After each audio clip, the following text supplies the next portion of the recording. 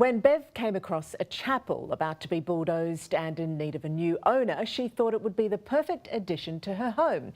So she trusted Arthur to get the job done. There was a bit of a row over the relocation and then his business went bust. Are you a house mover or a home wrecker, Arthur? Oh, the latter. We're just devastated. It's absolutely just a nightmare. These aren't wealthy people, Arthur. When Beverly Risdell-Kenny found her dream chapel, her prayers seemed all but answered. It was just beautifully built. You know, the floorboards, beautiful hard timber floorboards. Once tucked away on John and Marcia Yvette's property, John Sear Gardens, this chapel was set to be bulldozed by the Queensland government during a land resumption. We found Bev and she wanted to take it and she was just in love with it. She was going to call it her little Notre Dame. Beverly's dream was to incorporate the chapel in an extension of her northern New South Wales property. My plan has always been to actually use it as a lounge room, like a room that is lived in, isn't waiting for a next reception or whatever. Using $80,000 of her superannuation, Beverly purchased the chapel from Arthur Redhouse of House Relocation Queensland. He was singing his own praises, you know, like, I really look after my clients. She signed 2 contracts with Arthur, one to buy the chapel and one to relocate it. While he did honour the first one, an unholy row broke out over the relocation agreement. I could not get an answer to my phone, I could not get an answer to my text, I emailed. 12 months on, and Beverly's chapel is barely recognisable in a holding yard 142 kilometres away.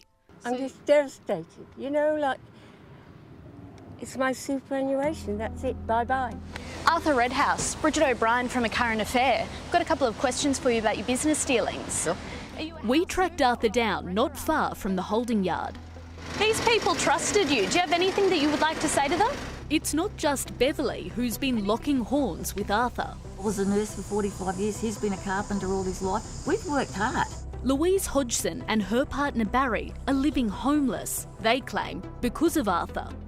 We've got land that we can't do anything with. It's just sitting there and I'm paying rates and everything else, and we can't even live on it.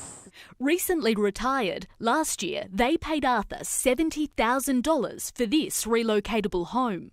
We were going to Benalbo to live in our beautiful new house, and Barry was going to do all the work, and I was going to get all the garden ready to do the markets on the weekends. Despite receiving council approval in April and paying the required deposit, they found themselves living out of their car and sleeping in a tent. We have nothing. This is what it's like. Rain, no money, and it's bad for our health. You know, we're actually, getting a bit sick. Are you prepared to leave these people homeless, Arthur? Beverly, Louise and Barry say they paid their contracts to buy their properties in full. But soon after, they claim Arthur stopped communicating when it came to the relocation. It kept getting delayed. I was getting suspicious. I thought, what's going on? It just keeps to be taking longer and longer, and no communication. The second contract was meant to include transport and on-site works. They've held off paying the balance, claiming Arthur left them in the dark, unsure of what was happening. He finally responded in November, saying, "With regret, we wish to advise House Relocations Queensland is closing its doors." Arthur Redhouse, you're going to dig yourself another hole. Arthur's customers claim he's referred them to a third-party contractor to finish his job that could charge them more than the original quotes. So a fed-up Beverly camped in her car for 2 nights to confront him herself. Oh, that's right. You lock it so nobody takes anything from you that you own.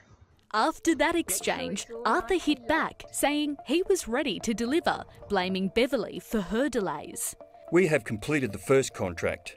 The next contract is the delivery from the yard to your block. You have not paid any payment." Beverly claims Arthur agreed no further payment was required and he would deliver the chapel. In the middle of Bev and Arthur's he said, she said, right now there's still homes for sale on the company's website. Everyone will have to deal with liquidator worrels, a spokesperson saying, "Based on the information held to date, the company holds insufficient assets to reimburse its customers." I'm so desperate to get in on the land that I forbid myself to envisage it not being here. I absolutely forbid myself. You promised these people homes, all you've delivered is excuses.